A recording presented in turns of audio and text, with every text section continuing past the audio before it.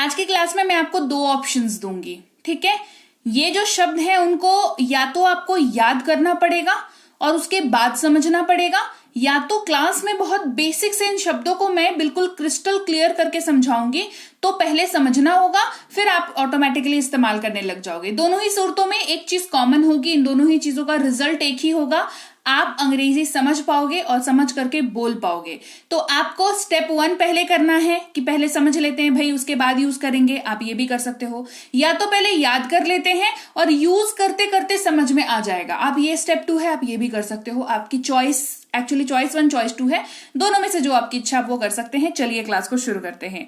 तो hey everyone, स्वागत है आपका आज की क्लास में। आप हैं समृद्धि इंग्लिश एकेडमी, देख रहे हैं आप। सब्सक्राइब कर दीजिएगा, बेल नोटिफिकेशन ऑन कर दीजिएगा। साल के 365 दिन विदाउट एब्सेंट यहाँ पर क्लासेस आती हैं, तो आप जो है 100% रिलाई कर सकते हैं अपनी अंग्रेजी सीखने के सफर को लेकर के समृद्धि इंग्लिश एकेडमी पर। मैं हूं प्रीति मैम, और जो भी पुराने लोग हैं जल्दी से लाइक कर दीजिए क्लास को। चलिए क्लास को आगे बढ़ाते हैं। सबसे पहला शब्द है हमारे पास हैव, जो कि काफी अब खुद तो यूज होता ही है सिंगल, और इसके अलावा बाकी दूसरे शब्दों से जुड़ करके काफी वर्सेटाइल तरीके से ये अंग्रेजी में यूज होता है। सबसे पहले तो हैव खुद ही जब यूज होता है तो दो तरीकों से यूज होता है, मेन वर्ब और हेल्पिंग वर्ब, दोनों तरीकों से। तो सबसे पहले हम बात करेंगे जहां पर हैव का मतलब वाक्य में होता है रखना या पास होना, और ये प्रेजेंट में यूज होता है, इसको याद रखेंगे, ठीक है। तो रखना या पास होना के तौर पर हैव अगर यूज हो रहा है तो इसका इस्तेमाल जो है IUV दे के साथ होगा, और ये वाक्य में कुछ इस तरीके से इस्तेमाल होगा, जैसे मेरे पास एक कार है, आई हैव अ कार, मेरे पास एक कार है। तो पास रखने का सेंस यहां पर हो रहा है, ठीक है। तो आई हैव अ कार, उनके पास एक कार है, दे हैव अ कार, ठीक है। रखने की सेंस हो रही है यहां पर, चाहे आप अपनी बात कर रहे हो या उनकी बात कर रहे हो। क्लियर हो गई बात। ये था यूज जो है, ये पहला यूज था हैव का, और ये मेन वर्ब के तौर पर यूज हुआ हैव यहां पर। ये मैंने आपको सबसे आखिर में इंफॉर्मेशन क्यों दी, ताकि आपको ये याद रहे कि पास है के तौर पर जब इस्तेमाल हो रहा है तो मेन वर्ब, और दूसरा जो इस्तेमाल है इसका वो है हेल्पिंग वर्ब, यानी कि सहायक क्रिया के तौर पर, जहां पर सीधे सीधे शाब्दिक तौर पर आपको इसका हो सकता है हर वाक्य में अर्थ न दिखे, कुछ में दिख जाए बट मोस्ट ऑफ में न दिखे या आप न पहचान पाए, लेकिन उसका हैव का वाक्य में होना जरूरी है ताकि वो वाक्य को बनने में हेल्प करे। तो ये हो गया हेल्पिंग वर्ब। उसके इसको बनाने के लिए आपको स्ट्रक्चर की जरूरत पड़ेगी। Subject plus have plus V3 plus object, ये वाला स्ट्रक्चर थ्रू आउट फॉलो होगा जब भी हैव हेल्पिंग वर्ब के तौर पर यूज होगा। आप खा चुके हैं, यू हैव ईटन, सब्जेक्ट हो गया, हैव हो गया, ईट का V3 ईटन हो गया, और ऑब्जेक्ट अगर रहा तो ठीक है, नहीं रहा तो भी ठीक है। हम लोग खा चुके हैं, we have eaten. Rule will be same, IUV they के साथ ये यूज होगा। अब हैव को मैंने बताया दूसरे शब्दों के साथ मिलकर यूज होता है, तो सबसे पहले इंट्रोड्यूस होगा बीन, जिसके तहत ये बनेगा मिलकर के क्या, हैव बीन, और इसका मतलब क्या हो जाएगा, ता आ रहा हूं, ते आ रहे हैं।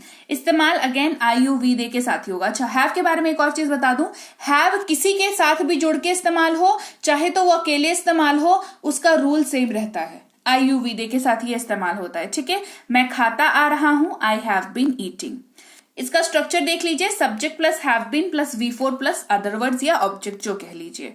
वे पढ़ते आ रहे हैं, they have been studying, subject have been studying, और अगर ऑब्जेक्ट रहता तो ठीक है, नहीं है, इस वाले वाक्य में ऑब्जेक्ट नहीं है, ठीक है। अब हैव का तीसरा यूज जहां पर हैव विल के साथ यूज हो रहा है, और ये हो जा रहा है हैव विल नहीं होगा। देखो, हैव विल के साथ यूज होगा तो हैव विल नहीं होगा, विल हैव के तौर पर यूज होगा, ठीक है। तो रूल यहां पर किसका लगेगा, अगर हैव बाद में लगा हुआ है तो पहले जो डोमिनेट कर रहा है विल का रूल थ्रू आउट फॉलो होगा। विल क्योंकि सबके साथ लगता है, तो हैव भी यहां पर विल हैव विल के साथ लग करके सबके साथ लगेगा, विल हैव, ठीक है। स्ट्रक्चर बनेगा subject plus will have plus V3 plus other words. उसने पढ़ाई कर ली होगी, शी विल हैव स्टडीड। वह जा चुका होगा, he will have gone. Subject plus will have plus V3 plus other words, ठीक है। अगला शब्द है हमारे पास मे हैव, यानी कि हैव का इस्तेमाल मे के साथ, ठीक है। तो यहां पर याद रखिएगा, मे शुरुआत में लग रहा है, तो यहां पर आपको डोमिनेंस किसका होगा, मे का डोमिनेंस होगा, लेकिन हैव यहां पर भी यूज हो रहा है, मे हैव, ठीक है। और मे हैव का दो तरीकों से इस्तेमाल होता है। पहला तरीका जहां पर इसका मतलब होता है पास हो सकता है, और ये संभावना जताने वाले वाक्यों में इस्तेमाल होता है। स्ट्रक्चर बहुत सिंपल होता है, subject plus may have plus other words, ठीक है। उदाहरण देख लो, लुटेरों के पास बंदूक हो सकती है। आपने लुटेरो को देखा नहीं, आप जानते नहीं, आपने बात नहीं किया, आपने सुना नहीं किसी से, लेकिन आप ये सस्पेक्ट कर रहे हो कि लुटेरे भैया केक लेके थोड़ी आएंगे, बंदूक ही लेके आएंगे ना। तो लुटेरो के पास बंदूक हो सकती है, हो सकता है न भी हो, चाकू वाकू लेके आए हो, ठीक है, कुछ तो होगा, बंदूक न भी हो सकती है, ठीक है। तो संभावना जता रहे हैं, तो लुटेरो के पास बंदूक हो सकती है। Robbers may have a gun, subject may have और ऑब्जेक्ट, ठीक है। मे हैव का दूसरा यूज देख लो, या होगा, ये होंगे, ये होगी, संभावना जताने के लिए। चुका होगा, चुके होंगे, चुकी होगी, ये उसका दूसरा यूज है। Subject plus may have plus V3, ये दूसरा इस्तेमाल का दूसरा स्ट्रक्चर है। आगे बात समझ में, एक जगह पर बहुत सिंपल स्ट्रक्चर था, सब्जेक्ट मे हैव ऑब्जेक्ट, ये है subject may have V3 plus object अगर रहा तो ठीक है। उसने खा लिया होगा, ही मे हैव ईटन, उन्होंने खरीद लिया होगा, दे मे हैव बॉट, ये कुछ इस तरीके से यूज हो रहा है, ठीक है। ये मे हैव हो गया। अब कैन की अपन बात करते हैं, ये भी बहुत इंपॉर्टेंट रोल प्ले करता है जब आप अंग्रेजी बोलना चाहते हो। कैन का मतलब होता है सकता हूं, सकता है, सकती है, सकते हैं। इसको भी जानने से पहले आपको कैन के बारे में ये जानना जरूरी है कि ये यूज आखिर कहां पर होता है। ये वाक्य में योग्यता दिखाने के लिए इस्तेमाल किया जाता है। This is more important rather than आपको ये जानना कि हाँ सकता हूं, सकता है के तौर पर यूज होता है। आप इस बात को याद रखो कि कैन आप उस वाक्य में ही इस्तेमाल करोगे जो योग्यता, समर्थता दिखाने वाला वाक्य होगा। और ये मीनिंग तो खैर आपने याद रखनी ही रखनी है, ठीक है। वे अंग्रेजी बोल सकते हैं, दे कैन स्पीक इंग्लिश, वह तैर सकती है, शी कैन स्विम। ये एबिलिटी दिखाता हुआ वाक्य है, अगर ध्यान दोगे आप, अगर ध्यान से इसको, तो ये एबिलिटी दिखा रहा है, एबिलिटी दिखाता हुआ वाक्य है। ये ऐसे टाइम पास हवा वाला बात नहीं है, संभावना वाला बात नहीं है, कंफ्यूजन वाला बात नहीं है। ये वाक्य है एबिलिटी दिखाने वाला, तैर सकती है ना, शी कैन स्विम। अब कैन के साथ भी हैव का इस्तेमाल होता है, जहां पर इसका मतलब हो जाता है पास, हो सकता है, और कैन डोमिनेट करता है यहां पर, इसी वजह से इसका इस्तेमाल भी कैपेबिलिटी दिखाने के लिए होता है, यानी कि समर्थता दिखाने के लिए इस्तेमाल होता है। इसका इस्तेमाल subject plus can have plus object, ये वाले स्ट्रक्चर के साथ होता है। जैसे उनके पास एक कार हो सकती है, they can have a car. ये यहां पर आप किसी की फाइनेंशियल स्टेबिलिटी, फाइनेंशियल कैपेबिलिटी की बात कर रहे हो, राइट। तो उनके पास कार हो सकती है, तो आपको उनको देख करके पता चलता है ना कि हाँ भाई इनका स्टैंडर्ड तो ऐसा है, या इनका वे ऑफ लिविंग तो ऐसा है कि हाँ कार तो हो सकती है इनके पास। अपन देख के ही पहले जज कर लेते हैं इस चीज को, ठीक है, कि उनकी कैपेबिलिटी को आप जज कर रहे हो, तो वहां पर आप कैन हैव का यूज करोगे। कुड हैव, ये अगला वर्ड है, ठीक है। कुड के साथ हैव का यूज, कुड हैव का मतलब होता है सकता था, सकती थी, सकते थे, और ये सबके साथ इस्तेमाल होता है। क्यों? क्योंकि कुड सबके साथ इस्तेमाल होता है। कुड की यहां पर अधिक मतलब डोमिनेंस रहेगा हैव के साथ इस्तेमाल होने के बावजूद भी। ये क्षमता दिखाता है, और ये ऐसे वाक्यों में इस्तेमाल होता है जो ये मैसेज देते हैं कि कोई काम था जो किया जा सकता था लेकिन नहीं किया गया। उदाहरण देख लो, वह मुझे बता सकता था, he could have told me, वो मुझे, अरे उसको मदद की जरूरत थी तो वो मुझे बता सकता था, he could have told me, right? वो वहां जा सकता था, he could have gone there, वो वहां जा सकता था, he could have gone there, right? अब could have का स्ट्रक्चर समझ लो, subject plus could have plus V3 plus object, ये वाला स्ट्रक्चर जो है फॉलो हो रहा है थ्रू आउट जब आप could have का यूज कर रहे हो, सकता था, सकती थी, सकते थे के तौर पर, राइट? कुड हैव का दूसरा यूज देख लो, दूसरा भी यूज होता है कुड हैव का। कुड हैव का दूसरा यूज क्या मतलब निकल के आता है, रख सकता था, रख सकती थी, रख सकते थे, और अगेन रूल जो है वो सेम रहेगा यूज करने के लिए, कोई इशू नहीं है। आप अपनी जेब में कुछ फल रख सकते थे, you could have some fruits in your pocket. जैसे हम लोग लंबे सफर के लिए निकलते हैं, गाड़ी में भूख लग जाती है, तो होता है ना कि अरे कुछ एक फ्रूट तो रख ही सकते थे ना खाने के लिए, है ना। तो could have some fruits in your pocket, purse और बैग और कार में भी कुछ भी आप बोल सकते हो, ठीक है। अगला वर्ड है हमारे पास मस्ट हैव, जिसका मतलब होता है जरूर पास होना चाहिए, राइट। मस्ट जहां पर भी दिखे ना, समझ लो फर्म नेसेसिटी के बारे में बात कर रहे हो, इस ऐसी चीज के बारे में बात कर रहे हो जिसपे आप खुद भी जो है अड़े रहना चाहते हो, अड़ करके बात करते हो, ठीक है। जरूर पास होना चाहिए, देखो जोर देखो वाक्य में कैसा है, मतलब जरूर पास होना चाहिए इस तरीके से, ठीक है। तो subject plus must have plus object जो है ये इसका स्ट्रक्चर होता है। जैसे आपके पास एक कार जरूर होनी चाहिए, है ना, मतलब कितना जोर डाल के आप सामने वाले को ज्ञान दे रहे हो कि कार तो आज के समय में भैया ऐसा हो गया है ना कि अपने घर में एक कार जरूर होनी चाहिए। तो आपका जो बिलीफ सिस्टम है, आप इतना स्ट्रांगली उसको बोल रहे हो, तो वहां पर इतना स्ट्रांगली बात करने के लिए मस्ट हैव का यूज करें। You must have a car, you must have a car. हमारी जेब में एक बटुआ जरूर होना चाहिए, we must have a wallet in our pocket, right आगे बात समझ में। मस्ट हैव का दूसरा यूज देख लो, चुका, अवश्य चुका है, अवश्य चुके हैं, अवश्य चुकी है, जरूर या होगा, जरूर ये होंगे, जरूर ये होगी। मस्ट हैव का ये दूसरा यूज है। आ रही है बात समझ में। Subject plus must have plus V3 ये दूसरा वाला स्ट्रक्चर है, ये वाले यूज का स्ट्रक्चर है ये वाला।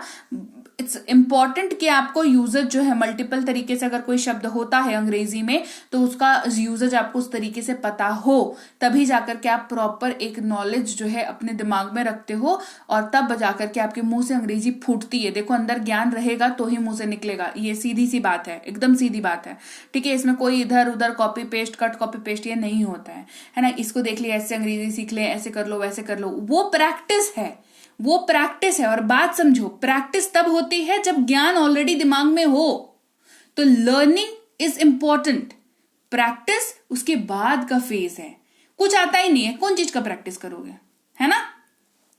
आप अवश्य भूल चुके हैं, आप जरूर भूल गए होंगे। यू मस्ट हैव फॉरगॉटन, तो subject plus must have plus V3, forgot का V3 फॉरगॉटन, ठीक है। अगला शब्द है विल, काफी हमारा प्यारा सा क्यूट सा शब्द है जिसका इस्तेमाल गा गे गी के तौर पर होता है। वे घर जाएंगे, दे विल गो होम, मैं पढ़ाई करूंगा, आई विल स्टडी, फ्यूचर वाले वाक्यों में ये इस्तेमाल होता है। अगला शब्द है शुड हैव, जिसका मतलब होता है ना, चाहिए था, और स्ट्रक्चर होता है subject plus should have plus V3, ये पहला इस्तेमाल है इसका। और याद रखिएगा शुड हैव उन वाक्यों में इस्तेमाल होता है जहां पर जो कोई काम था जो करना चाहिए था लेकिन नहीं किया गया, उसे जाना चाहिए था, ही शुड हैव गॉन, उन्हें बताना चाहिए था, दे शुड हैव टोल्ड। दूसरा पास होना चाहिए, ये शुड हैव का दूसरा यूज है, ये आसान यूज है। Subject plus should have plus object, structure भी बहुत ही आसान है। हमारे पास एक कार होनी चाहिए, we should have a car, हमारे पास एक कार होनी चाहिए, we should have a car. अगला शब्द है वुड हैव, जिसका भी दो इस्तेमाल होता है, चुका होता या होगा, स्ट्रक्चर होता है subject plus would have plus V3, ये वाला स्ट्रक्चर फॉलो होता है। किसी कार्य के होने की संभावना थी लेकिन नहीं किया गया, ये वो वाला कार्य है, सिंगल यूज है, ठीक है। मैं पहुंच चुका होता, आई वुड हैव रीच्ड, ये कब होती है, मान लो ट्रेन में सफर कर रहे हो, ट्रेन लेट हो गई, क्या बोलते हैं, कह रहे अभी तक तो पहुंच गया होता, है ना, पहुंच चुका होता अब तक, अरे 10 बज रहे हैं, अभी तक तो मैं पहुंच चुका होता, है ना, I would have reached, I would have reached. ऐसे वाले सिचुएशन को दिखाने के लिए वुड हैव का इस्तेमाल किया जाता है। क्लियर हो गई बात। तो चलिए, ये काफी मेजर वर्ड्स हैं जो आपको अंग्रेजी के वाक्य फ्रेमिंग में बहुत काम आएंगे। तो दो चॉइसेस शुरू में दे दी थी, या तो क्लास को कराया, इसको समझ लो ध्यान से और उसके बाद इस्तेमाल में लाओ धीरे धीरे करके, या तो याद कर लो जैसे बताया एज इट इज और यूज करते करते इनका एक्चुअल का मतलब समझ लो। दो चॉइसेस हैं, चॉइस इज योर्स, जो आपको चूज करना है, जो आपको पसंद करना है करो, लेकिन पढ़ना तो पड़ेगा भाई, पढ़ोगे तभी आगे बढ़ोगे और अंग्रेजी बोलोगे, सीधी सी बात है ना। और इंग्लिश यूनिवर्सल लैंग्वेज हो चुकी है, हो रही है, और भी इसका डिमांड जो है, आपका कितना नॉलेज है इंग्लिश को लेकर, आप कितने दक्ष हो बोलने को लेकर के, ये कितना ज्यादा इंपॉर्टेंट है वो मुझे ब्रैक करने की जरूरत है नहीं इस चीज को, है ना। आप सबको पता है, we are enough mature to understand कि इंपॉर्टेंट है अंग्रेजी को सीखना, समझना, पढ़ना और बोलना। तो क्लास कैसी लगी फटाफट से कमेंट करके बता दो। देख रहे हैं आप समृद्धि इंग्लिश एकेडमी, मैं हूं प्रीति मैम। क्लास अच्छी लगती है तो क्लास को लाइक किया करो, शेयर किया करें। मेरी मोटिवेशन मतलब जो है वो एकदम बिल्कुल ऐसे एकदम ये रहती है, हाई रहती है मोटिवेशन मेरी जब आप क्लासेस को शेयर करते हो। नए लोग जो भी हैं, क्लास आपको अच्छी लगी है कि नहीं, ऑनेस्ट वाला जो है कमेंट मुझे करके बताइए। और क्लास अच्छी लगी है तो सब्सक्राइब करके बेल नोटिफिकेशन को ऑन कर दीजिए।